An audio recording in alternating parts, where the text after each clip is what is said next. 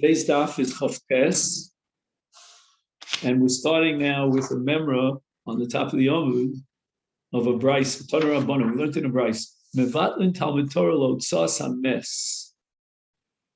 Now here we have a conflict with two mitzvahs. He's involved in the study of Torah, and the question is whether or not other mitzvahs will trump Talmud Torah. And the first example here on the list is Hotzas hames. And we're going to see soon how many people have to actually put the mess to burial, such that it's important for every last soul to be there, and therefore he will interrupt his Torah study for the sake of the mitzvah of Hotzas hames. And Hotzas hames really includes everything. It includes the Levayas hames and the Kvuras hames, Hesped, anything that's l'kavod hames. And the language mevatlin sounds like it's a chiyuv. It's not just an option, obligatory. And the Gemara says that Gadol Talmud HaMevil L'Dei Maisis, the whole purpose of Torah study is to implement the mitzvahs. L'achnosas kala, and once again, we're going to have to figure out how many people have to accompany the kala when she is taken from the house of her father to the chuppah. And if they haven't reached that cap, then you have to stop, close your Gemara, and join the entourage for the mitzvah of Achnasas Kala. Of our Yehuda Bar Ilai, he was great when it comes to the mitzvah of Achnasas Kala. The Gemara in Masechet tells us about how Rabbi Yehuda Bar Ilai used to juggle hadassim in the presence of the Kala. Even someone as great as he would interrupt his Torah learning for the sake of these mitzvahs. If he doesn't join the entourage, the procession, then there won't be enough people there to honor the mess.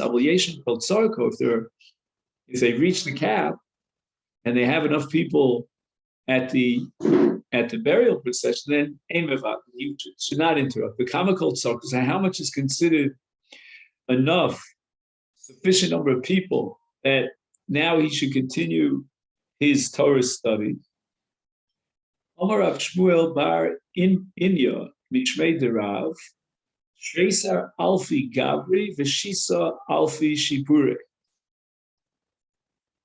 which means 12,000 people plus another 6,000, totaling it for 18,000. The last 6,000 are blowing the shofar.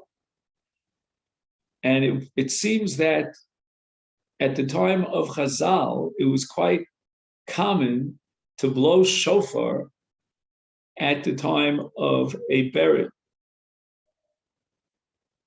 Now, that possibly might be Mehilchas Pirsum, or maybe shofar is a bechin of din, and when we're talking about burial, that's the greatest din that we can imagine. Now, the Gemara is going to try to clarify why we need such a massive number of people to escort the mess. I don't know, the last time I was at a funeral that had so many people, I think it was many years ago when we buried Rav Shlomo Zalman Auerbach. The Amile, according to another gears, it's not 18,000, it's only 12,000. It's Tresar Alfi Gavri, 12,000 men, Uminayu, and amongst those 12,000, Shisa Alfi Shipuri, 6,000 are blowing the shofar. Ula Omar, Kigon de Chaitze Gavri Me'abula ad Sichra. Ula says that if, let's say, you go from the Abula to the Sichra, the Abula is the group of people that are going out to the Sichra. Sichra is the gate to the cemetery. And we have to fill that area. If that area is filled such that when this throng of people leave the town to escort the dead to the cemetery, they reach the gate and there's no room for anybody else. There's a continuous flow of people, then that's sufficient. That's considered kavod hames, and there's no need for another Jew who's learning Torah to interrupt his Torah study. Since the Torah was given with 6,000, 600,000. So too, now it's being removed, meaning the neshama is leaving the guf, and there's no longer possibility of Talmud Torah. Then we should honor the dead with the same 600,000. After the tilasa, b'shishim ribu. So then, according to the Shita Rav Sheshes, 18,000 people would not be sufficient. We would need 600,000 people. Ula says the following: Hani milu. All of these laws or different possibilities as to how many people, the large numbers of people that are necessary for covered a mess, that only applies to Lamad Dekari V'Tanim. He's someone who studied Torah Shebechsav, and he studied Mishnah. Avalman de Masne, Lesle Shiura. If he's a person who not only learned on his own for his own purposes, expanding his knowledge, but he also taught and transmitted the Torah to others, then Ein Lo Shira, there's no limit. Tanya, we learned in the Brisa, Rabbi Shimon Bar Yochai Omer, Bo Re'ei Kama Chavivin Yisrael Lifnei HaKadosh Baruch Hu. How cherished are the people of Israel to God? Shebechol Makom Shegalu, wherever they went into Golus, anywhere on the face of the earth, Shechina Iman. This is the famous principle of Imo Anochi B'Tzara, or Shechita B'Galutza. The Shechina is there in Golus. For example, Golu L'Mitzrayim, Shechina Iman. We know that the Shechina was with them in Mitzrayim. The Shechina Kaviyachol was also in Golus.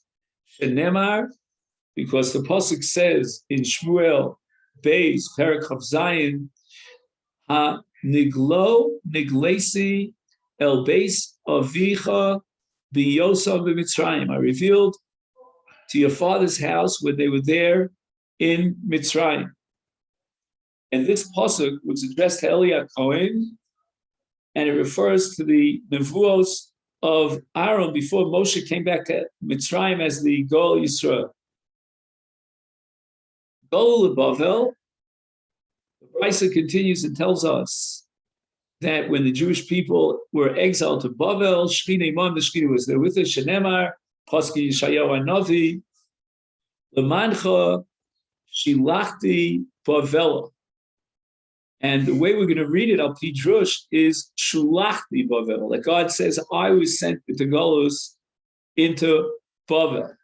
The pasuk that we say when we do the hakafas with the lulav and the arava, the afkshehem asidim ligol shchinimayim. And at the time of the ultimate geula, when the gathering of the exiles, the Shechina will be gathered with them. Shenemar, as the pasuk says at the end of Sefer Dvarim, it says, "V'shav Hashem Elokecha et shvuscha." God will return with the exiles. It doesn't say that God will actively bring back the returnees, but rather shav, he will return himself. He will return with them from amongst those who were sent into Golus. Now, before we go on, I just want to point out that the Chidah says that this concept of Shechinta B'Galutza only applies when the Jewish people don't have the option of Eretz Yisrael. If they have the option of Eretz Yisrael and they decide to stay in Chutz La'aretz, he says then there's no Shechinta B'Galutza. But I don't think he means it in an absolute way. I mean, like, for example, we're going to learn now that the Bate Midrashios and the Bate Knesios, that's where the Shekhinah is in Chutz La'aretz. I think that would apply even after we have Eretz Yisrael as accessible to us. In Bavel Heicha, where can you find the Shekhinah in Bavel? The Gemara assumes by asking this question that the Shekhinah has to be in some place that's sanctified. Amar Abaye, B'Beit Knishta de Hutzal. There's a great synagogue, a massive synagogue in a city called Hutzal in Bavel, and there's another synagogue, Beit Knishta, the Shaf v'Yasiv bin Ardoi. So this is the famous synagogue called Shaf v'Yosef. Shaf means it was destroyed, v'Yosef, and it was rebuilt. Where was it originally? He says that Melech Yechonia built a synagogue with stones and earth that they brought with them from Yerushalayim when they were exiled into Bavel. Rav Haigon says that these stones were taken from the Har Bayis. So it seems that this was originally built from the ruins, the stones of Har Bayis, and the name of the shul is Shaf v'Yosef. So I'm not exactly sure, or maybe you have it in your commentary, where it was located originally, but it was rebuilt in Arda. That's where the Shekhinah is. So now we have isolated two synagogues in Babel, Hutzal and Shaf v'Yosef. Don't assume that the Shekhinah is in both synagogues, but rather Zimnin Hacha v'Zimnin Hacha. But sometimes it's in Hutzal, and sometimes the Shekhinah is in Shaf v'Yosef. Omar Abai, Tasili, I should get rewarded in the next world. When I was in close proximity of a parsa is not so close, it's 8,000 amma, of one of these two synagogues, I went up, entered into the synagogue, in other words, he was very makbid that whenever one of these two synagogues was somewhere in his radius and was accessible to him, he would go in there to daven. He probably did his spodus. Avur de Shmuel v'Levi, Haviyasvi b'Knishta de Shaf v'Yosef ben Ardoi. So here we have a case where these two great Amoraim found themselves in the rebuilt synagogue in Ardoi called Shaf v'Yosef. I see Shekhinah, the Shekhinah came. Now, when the Shekhinah comes, it's an Eish Ochla. It's an awesome kind of experience. And Shavu Kol Rigsha, they heard like loud noises, they ran away. In other words, once the Shekhinah appeared, then it's going to be fire and brimstone. And it's a very dangerous idea to stay and dilly-dally once the Shekhinah is there. But Rav Sheshes is a different story. He too was in that rebuilt synagogue in Ardoi. Isa Shekhinah, the Shekhinah came alone enough, and he insists on remaining behind. The Malachim came and they started threatening him, and they tried to pressure him to leave the synagogue. Rav Sheshes turns to the Ribono Shel Olam, and he says, Olav v'she'eino olav, mi nidcha mipnei mi. Olav is someone who's on a more, what I'm looking for, vulnerable, someone who's more vulnerable. So there's someone who's powerful, like the angels, they're called the mighty angels, and he, as a human being, flesh and blood, is very vulnerable. He can be destroyed. In other words, he was praying to God that God would come, intervene, and protect him from the Malachim. Amalahu, HaKadosh Baruch Hu told the Malachim, Shavku, leave him alone. So Rav Sheshes was successful in being together with the Shekhinah. Now the Gemara quotes a pasuk in Yechezkel to demonstrate the kedusha of a Beis HaKnesset. Vehi lahem lemigdash ma'at. God says to Yechezkel that in Golus I will be a minor sanctuary, a migdash ma'at. That means that a Beis HaKnesset is a migdash ma'at. It's like a microcosm of the Beis HaMikdash. Omar Rav Yitzchak, Elu Batek Nesius Ubatim Midrasha beBavel. Right, the center of Torah at that time was in Bavel, and the synagogues and study halls in Bavel were Migdash Ma'at. That's why we have to behave very meticulously with, if the Shekhinah is there, we have to behave accordingly. Rabbi Elazar Amar, Zeb Beis Rabbeinu Shebebavel. Rabbi Elazar was a Talmud of Rav. Rav was the Gadol Adar, the Rosh Hashiva in Bavel at that time. And according to Rabbi Elazar's interpretation, it was the Beis Medrash of Rav, where Rav taught us in Bavel. That's considered a Mikdash Ma'at. Dorash Rova, my Siv. What does the pasuk mean in Tehillim when it says Hashem Ma'on Atah Yisalonu Lidar V'Dar for all generations? You are the abode for us for all generations. Elu Bati Knesios Ubati Midrashos. Now, we're not sure which Kiddush is greater. Remember, we had an issue about selling a Beis Knesses for a Beis HaMedrash or vice versa. It depends on which Kiddush is greater. Amar Abaye, Meireish Avigarisna B'Beisa. I used to study at home. Umetzalina and I would daven B'Bei Knishta in the synagogue. But Keva D'Shamet Leila Ha'Dekamar David. Once I understood what David HaMelech was saying in the 26th chapter of Psalms, Hashem Ahavti Mon Beisecha, Hashem, I love the abode of your house, which means that God says, I love your synagogue. Havi Garisna B'Bei Knishta, I decided that the best place for me to study Torah is in the Bei Knishta, in the synagogue, which is the abode of Hashem. It's his house. Now, this is very problematic. Why would Abaye decide to study Torah in a synagogue? A synagogue is dedicated for the mitzvah of tefillah. And the place for the study of Torah is a Beis Medrash. So if he would have moved his location of study from his home to a Beis Medrash, I would understand. But to move it to a shul, a synagogue, Beit Knishta is dedicated to a different mitzvah entirely, a mitzvah of tefillah, not a mitzvah of Torah.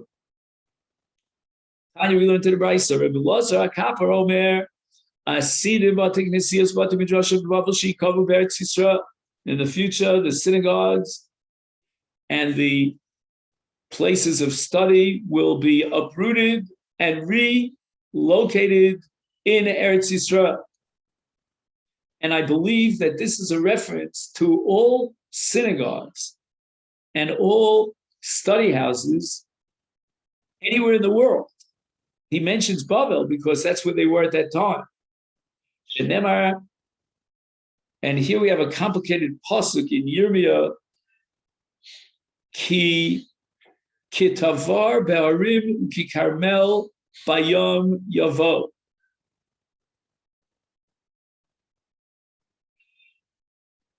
Like Mount Tabor amongst mountains, and like Mount Carmel, these are two different mountains, shall come into the sea. This has to do with a kind of world war between Nebuchadnezzar, Melech Bavel, and Paro Melech Mitzrayim. And the Navi prophesizes that Paro will be defeated by Nebuchadnezzar Melech Bavel. But in any event, what's relevant to us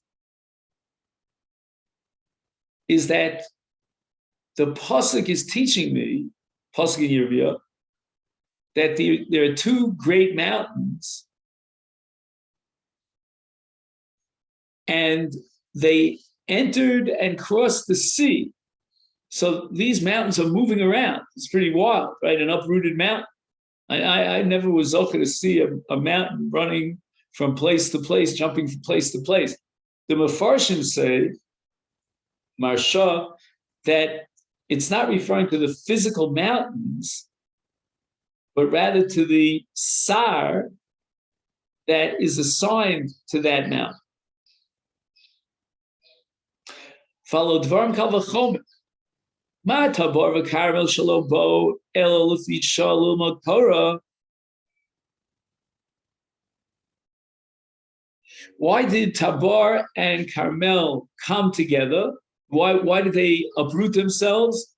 They came to Har Sinai at the time of the revelation, and that was only on a temporary basis. And yet, Nikvoim v'Eretz Yisrael, right? The pasuk indicates that these two mountains, after they joined at Har Sinai, then they went to Eretz Yisrael.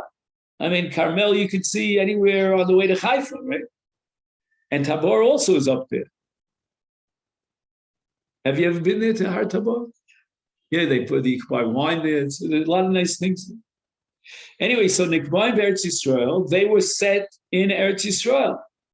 So you see that mountains that were originally in Chutz La'aretz, somewhere near Paro and Nebuchadnezzar, were uprooted and reestablished in Eretz Yisrael.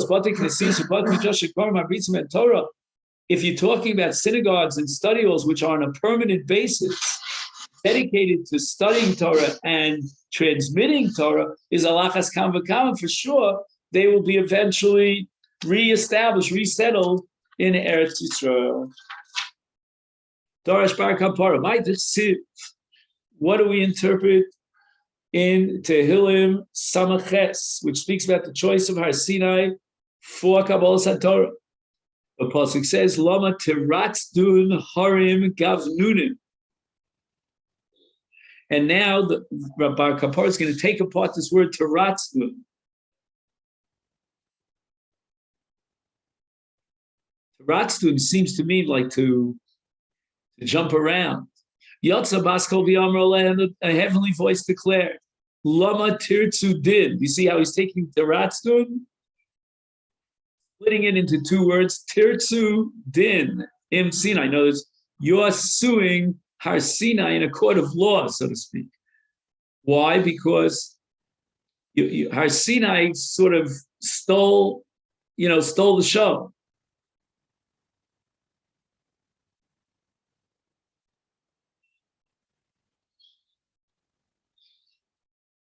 And the answer is here in this pasuk. Kulchem balimum atem etzel Sinai. You're called Gavnunim. Gavnunim is a balmum. We'll see in a minute how we know that. And relative to Har Sinai, you are balimumim. And we'll see exactly why these mountains, these mighty, mighty, majestic mountains, are called balimum.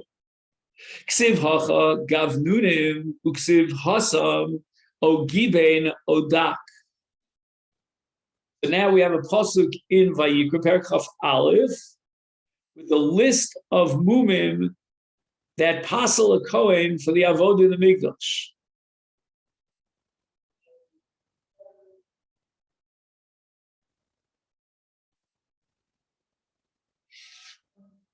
Now, what's gibein and dak? Gibein is someone who has long eyelashes. And dak is someone who has eye problems. And the word gavnunim here, now a pasuk in Tehillim, is taken from the word gibein. And that means you're a balmum, because again, the word gibein in Vayikra is another example of a kohen who's disqualified for the avodah because he has a mum. What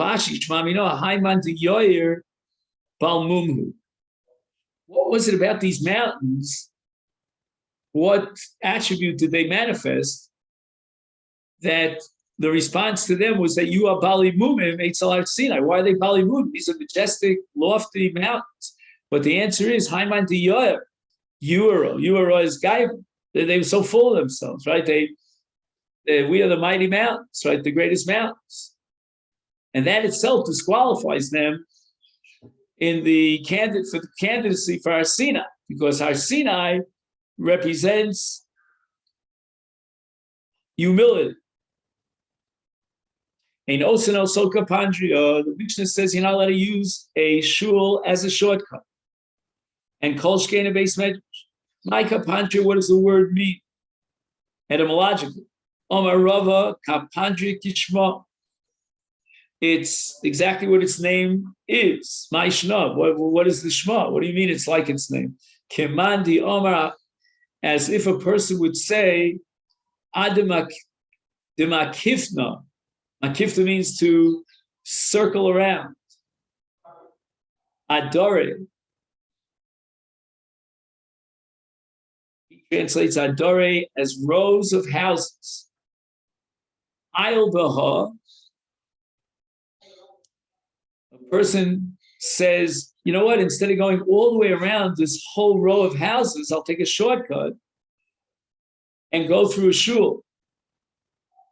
And that he's not allowed to do. That undermines the covenant of a Beis HaKnesses. However, if there was a built pathway that split through the shul, then it's permissible. Why? Because you're not going there as a shortcut. You're going there because that's where the shvil is.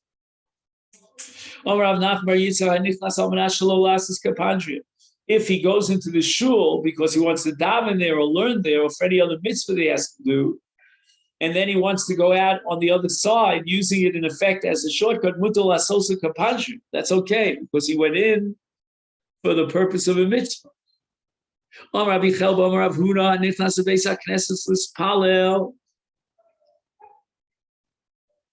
Once he goes into shul for tefillah, with the termination of tefillah, mutalas kapandria, he could leave through the other side, even though it's a shortcut.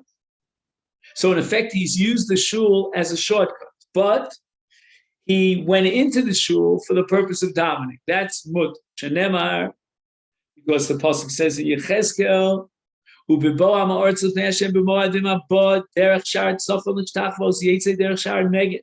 There's a whole discussion why the command was given that when a person on the Moed goes through one shar, he should make sure to go out, exit through a different shar. The Mishnah says, if the shul all of a sudden, it's not all of a sudden, I shouldn't say all of a sudden, but over the course of time when it was not in use, then wild grass was growing around, and the Mishnah says you're not allowed to cut that down. We want to intensify the Agmas Nefesh, and remember that our sins caused the destruction of the shul. And by leaving the grass there, it intensifies our feeling of grief and mourning. But Tanya, we learned in the Brisa, Eino Tolesh Machil, that the only prohibition in joining Tlishas Asavim is only if he's feeding his animals. So when he uproots the grass in this shul or around the shul and he feeds his animals, that's an insult to the shul. Avol tolesh umeniach. But if he's uprooting the grass but he's not feeding the animals, then it's mutter. And the Gemara says that this is explicit in the Mishnah, because the Mishnah says, Ki ta'amina masnisin tolesh umachil tonight.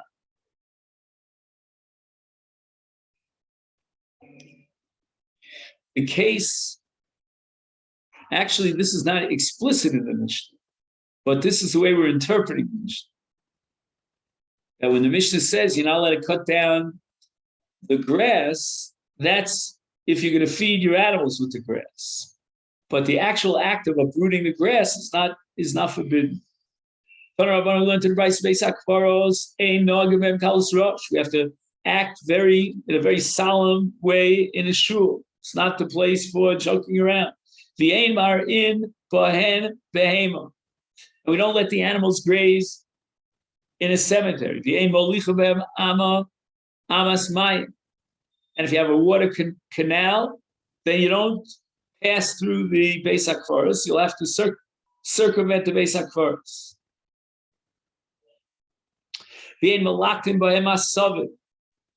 V'imlikate sarfon b'mkomon v'pnei kvod hamesim. Now, this kvod hamesim can be understood in one of two ways. Either it's a reference to Kalas Rosh, and grazing your animals and passing and make sure the water canal passes through.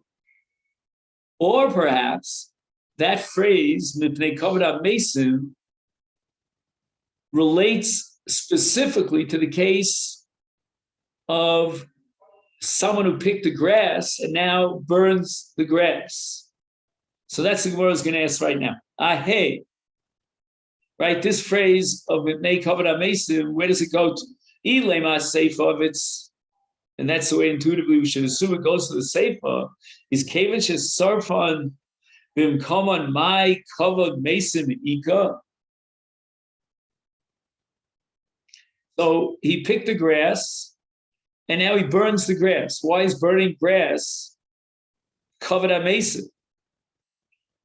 So Gemara says, Ela Reisha. Let's go back to the beginning of this brisa, and that's where we're going to place this Mipnei Kavod HaMesim. So that means you're not allowed to have Kalas Rosh in the Beis HaKvaros, you're not allowed to be married on Behemoth, etc., etc. All these activities are out of the question. And that's because of Kavod HaMesim.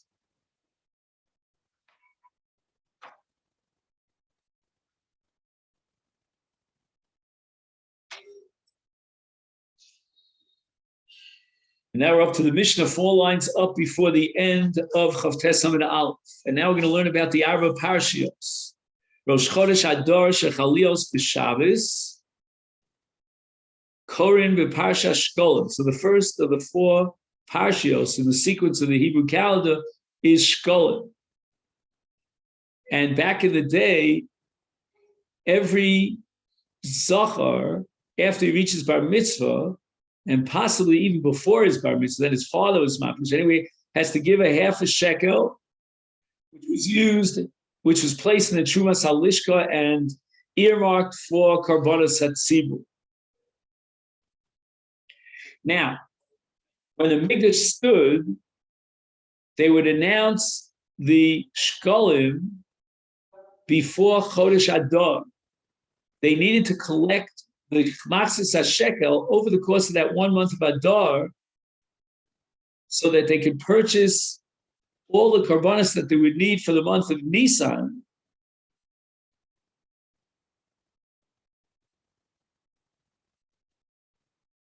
So that went on right before Chodesh Adar. They needed that whole month of Adar to collect and fill up the Trumas Halishka so that by Rosh Chodesh Nisan, they could already begin to purchase and gain an ample supply of animals for Korban Tzibur.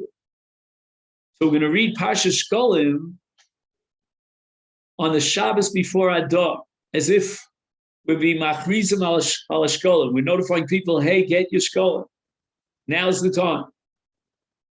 Alios bid Socha Shavua, let's say Rosh Chodesh Sofa Shabbos, if Rosh Chodesh falls out on a weekday, Makdimim L'Sha'ava. So we read Shkolim on the previous Shabbos, meaning the Shabbos before Rosh Chodesh.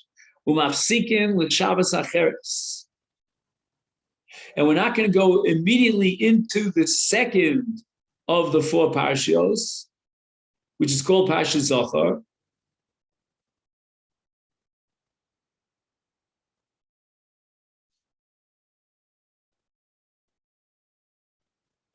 So it seems that there'll be 1 Shabbos in between. I'm not sure if does that really apply if Rosh Chodesh is on Shabbos. Let me just see something here. He says Parsha Zachar, B'Shniya Zachar, that's the second of the 4. Okay, so that's in the Shabbos before Purim. So it's going to be a week between Shkolim and Zachar.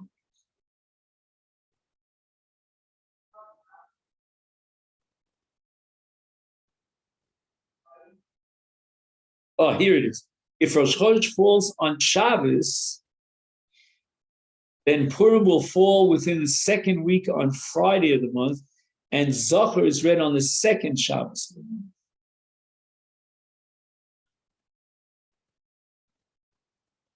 That's a sugya later on in Daf Lam. Bishlishis, the third of the 4 parashas is Parah Aduma, and that's about Tara and that should be read before the month of Nisan. And that's going to be the last of the 4 Kriyos, and the 4th Shabbos in which he had a special Kriya, and that's going to be read right before Pesach.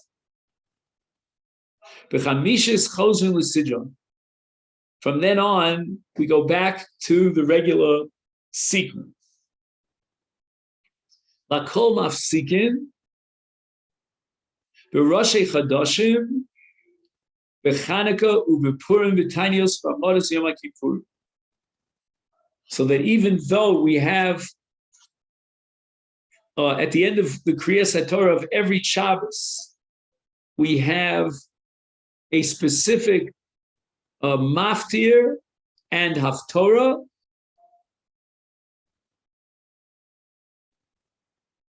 and we read the Parshas HaShavua not only on Shabbos but also during the week on Mondays and Thursdays.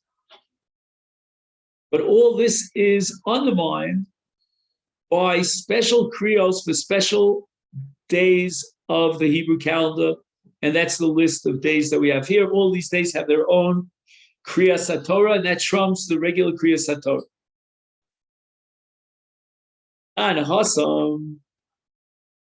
And now the Gemara is quoting a Mishnah in the 2nd parak of Shkolim. B'echad b'Adar mashmiim al Shkolim. On Rosh Chodesh Adar, the Beis Din would announce it's time to prepare to bring your Shkolim.